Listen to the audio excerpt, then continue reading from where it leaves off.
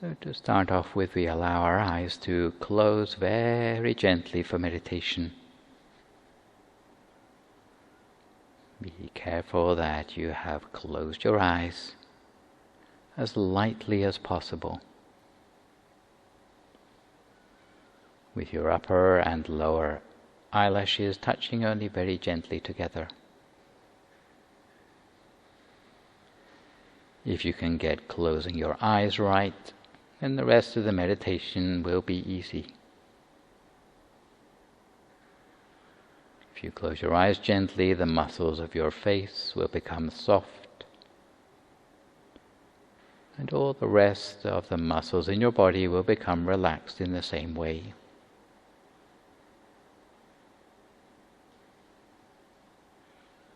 All the way down through your shoulders, arms, hands and fingers.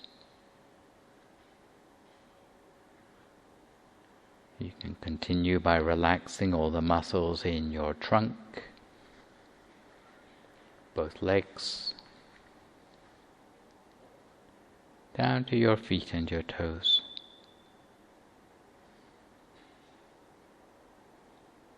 All of this follows from closing your eyes in the correct way.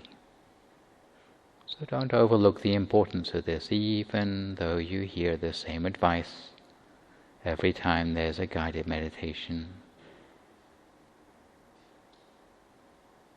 So there's nothing holding you back from the attainment of inner peace within yourself. And we might reflect that our time in this world is fairly limited. Our life can come to an end without any warning at any moment.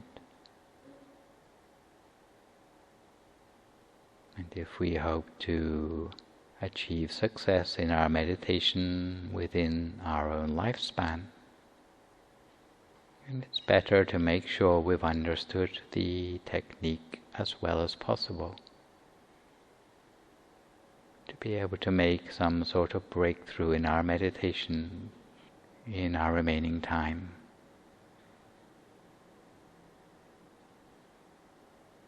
So that our meditation can be a refuge and leave us reassured, confident and relaxed. So we make sure that our state of mind is light and relaxed, putting aside any worries or concerns, anything superfluous to our practice. Any thoughts from the past or any plans for the future, remaining as far as possible in the present moment, with our mind on the task in hand.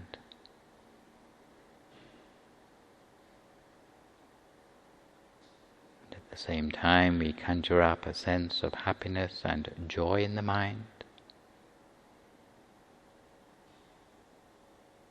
as if tiny particles of happiness and joy completely fill our body and mind. And if a sense of happiness and joy doesn't come naturally to mind, we might cast our mind back to a time in our lives when we felt truly happy, reconnecting with that feeling rather than the particular circumstances, and allowing that sensation to grow and spread within ourselves until we feel fully relaxed both in body and in mind. And from there we bring our attention gently to the center of our body. We give ourselves a feeling at the center of our body that there is a bright, clear sphere of light shining, as bright and clear as a diamond or a mirror, or like a drop of water, like a crystal ball inside us. And we keep our attention on this bright inner object as continuously as we can for as long as we can, lightly and gently. If you need to, you can make use of the sound of the mantra to keep your mind free of thought, hearing the sound of the words Samma Arahang, Samma Arahang, Samma Arahang, for as long as it's useful to keep your attention on track, continuously at the center of the body.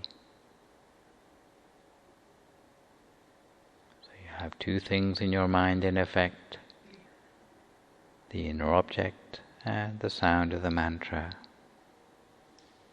And two things hand in hand will keep your mind free from distraction. Because any distractions will only hinder our access to inner experience.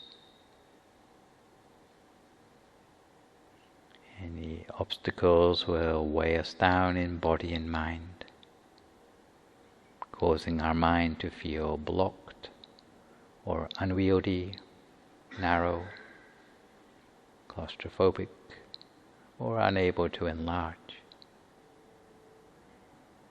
So the only way to gain levity of both body and mind is to relocate our attention within the space of the body.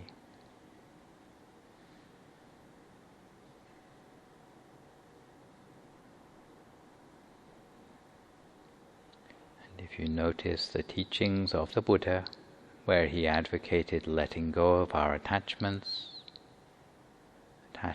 to everything, whether it be animate or inanimate objects, to let go of any grasping, because these fetters are of no benefit to us. They cause us to feel weighed down in body and in mind. They blot out the inner source of brightness. They may cause us to lead our lives unskillfully.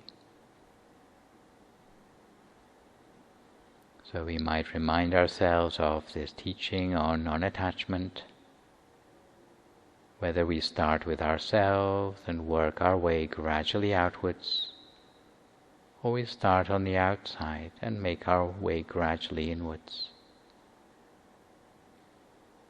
We can look at our own bodies, our hair, skin, teeth, fingernails, toenails, and the way they deteriorate, in spite of our best efforts with cosmetics. It means that they are of a nature to disintegrate. It applies to our bodies, our clothes, even the jewelry we wear is of the same nature, because they all have a limited lifespan. As we reflect from the inside out, to our furniture, our homes, all have limited lifespan. The cars we drive, our investments, land and assets are all temporary. Even our neighborhood, the roads that connect them, municipality, county, country, and even the globe and universe itself are eventually going to deteriorate.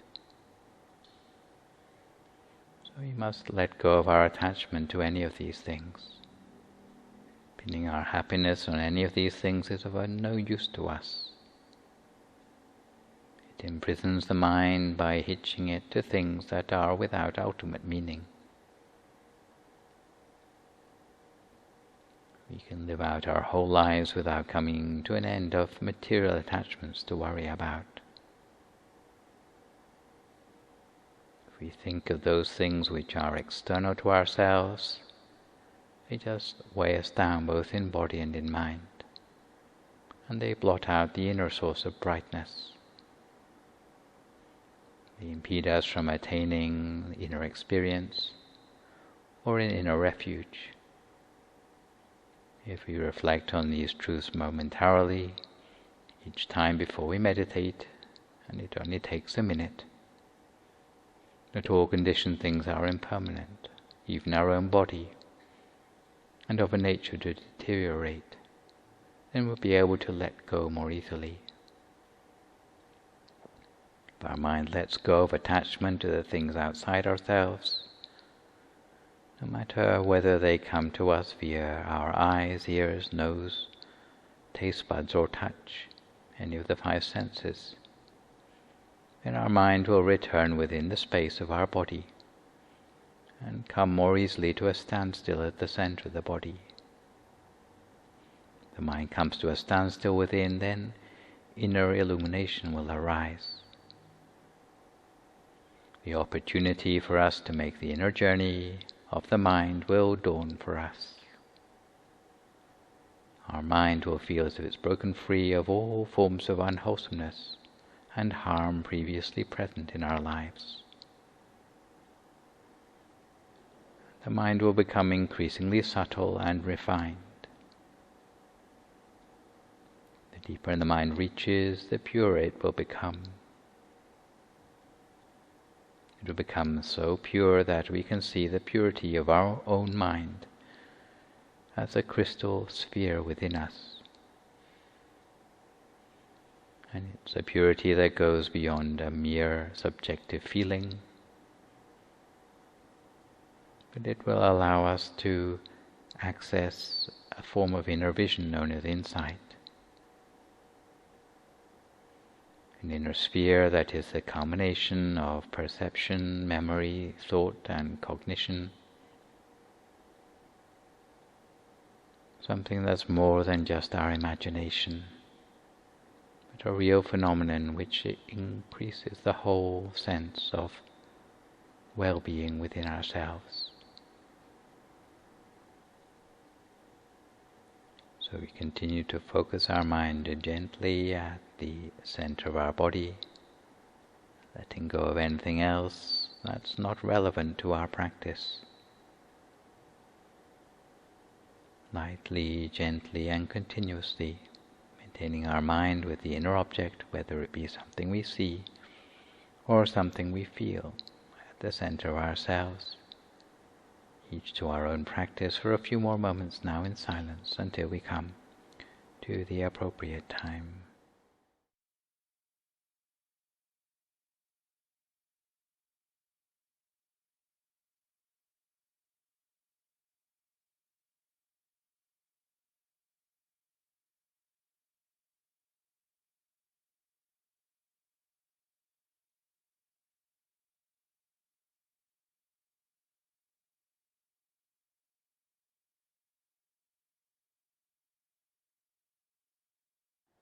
Continue to keep our mind on track at the center of the body the whole the time. Lightly, gently, continuously.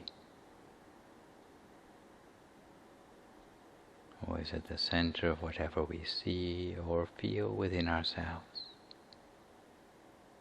And sometimes we have to be careful,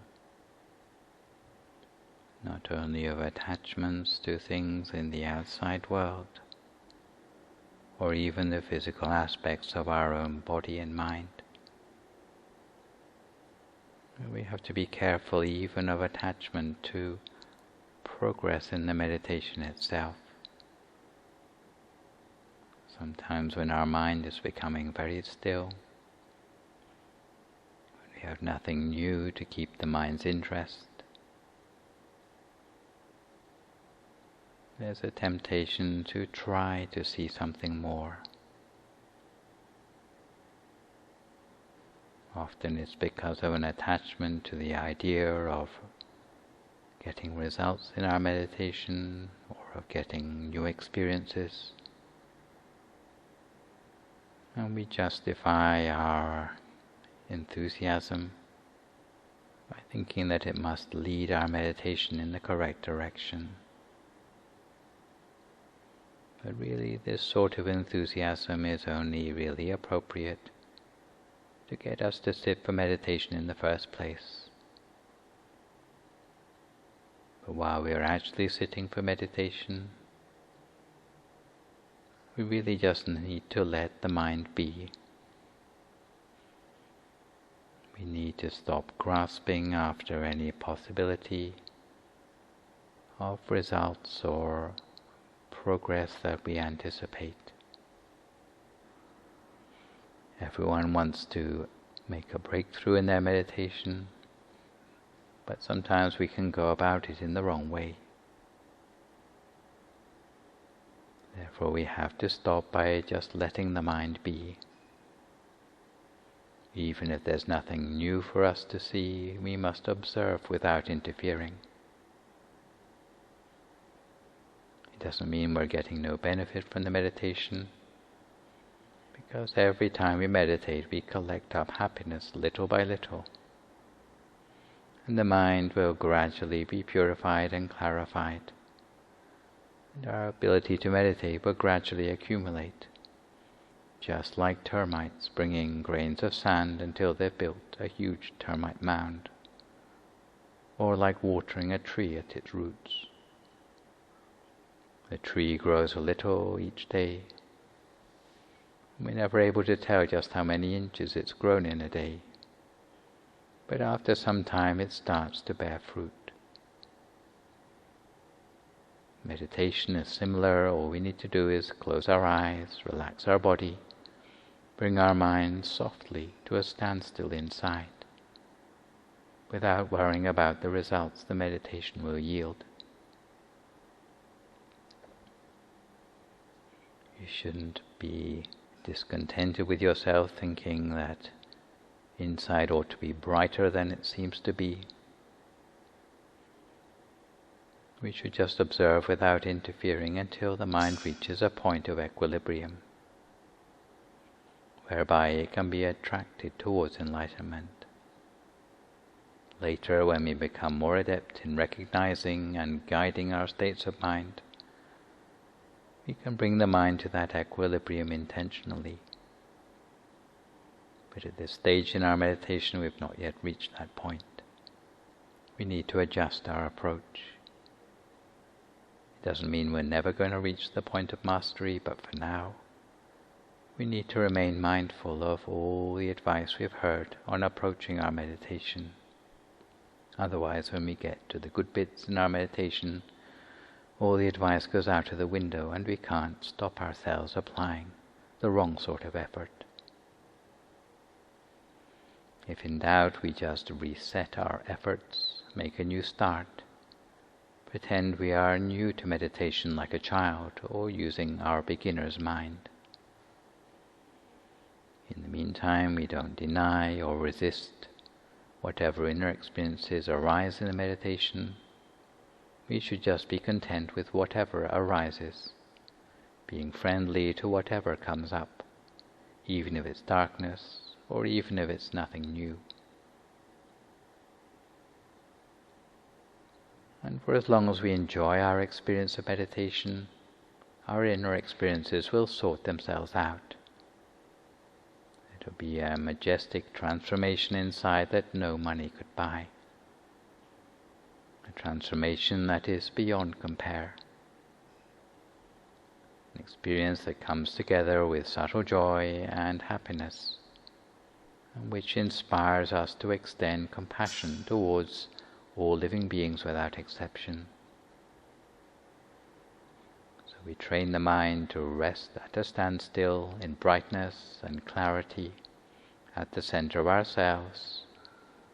Whatever there is to observe on the inside, be it darkness, light, images or otherwise, we observe without interfering, continuously, without entertaining any thoughts in the mind. As a meditator, it's not our job to analyze what we see or to run a mental commentary. So we train ourselves in this way, both when meditating or even as we get up to do other things in our lives, whether standing, walking, sitting or lying down, whether eating, speaking, or exercising, until having our mind at the center becomes second nature.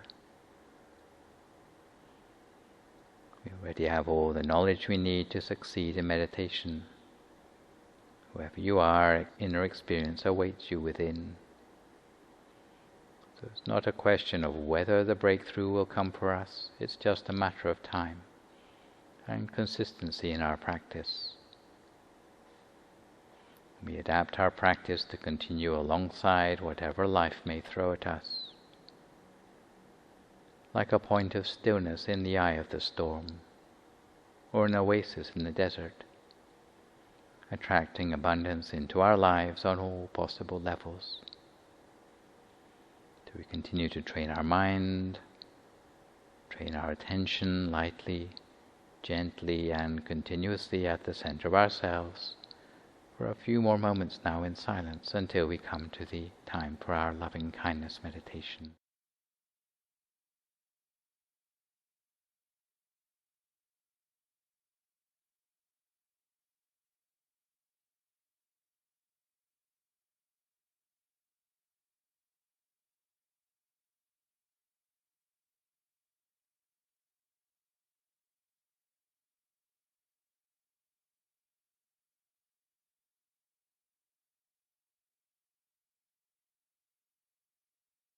Continue to maintain our awareness at the center of the body the whole of the time, or is it the center of whatever inner experience we've built up for ourselves as a result of the meditation so far? If there's a sort of a brightness inside, it may be like diamond brightness sparkling at the center of yourself. Then allow that brightness to expand outwards. If it's more of a feeling of well-being, and touching your awareness very gently at the center of that feeling, it will spread slowly outwards. For others, there may be some sort of imagery inside. If you place your mind gently at the center of the imagery, it will also become larger in size, expanding outwards. Expanding outwards by a process known as the spreading of loving kindness. And at this point we share our loving kindness with all sentient beings around us. We share by extending that loving kindness outwards from the center of ourselves, initially to the whole of our own body, wishing ourselves to be well and happy, free from suffering, with the full force of forgiveness for ourselves. We extend the loving kindness to all those around us. We extend that loving kindness outwards, beyond the peripheries of our own body, into the environment around us, taking in all the sentient beings in our midst, the room in which we are sitting for meditation, further outwards to the whole building, neighborhood, as far outwards as we can extend our loving kindness. Because as meditators we are like the sentinels of peace for the world. If we are able to conjure up peace in the form of brightness or well-being within ourselves, even a single meditator can bring wholesomeness and peace to the whole of our planet. With many meditators, you can imagine just how much more bright and beautiful our world could become if everyone in the world was able to reconnect with that inner light. So we extend the brightness or the well-being or the inner peace outwards, the whole building, the whole neighborhood, almost like an aura or a halo. And we're extending around us, taking in all the living beings therein, extending that inner peace to all of them, outwards to the whole city, whole county, whole country, the whole of the continent, to all the continents of the world, until our loving kindness extends across the whole of the face of this planet, with a sense of compassion and forgiveness for all, no matter who or what they may be, until the extent of our loving kindness feels infinite. It grows and expands wider across the face of our planet. The wish that everyone on earth could one day reconnect with inner light, while remaining mindful of the precious nature that all could have to also learn about the inner light of peace for their own benefit. We continue to maintain the sense of loving kindness radiating outwards from our center, and the bright diamond sparkle at the center of that, for a few more moments in silence until we come to the appropriate time.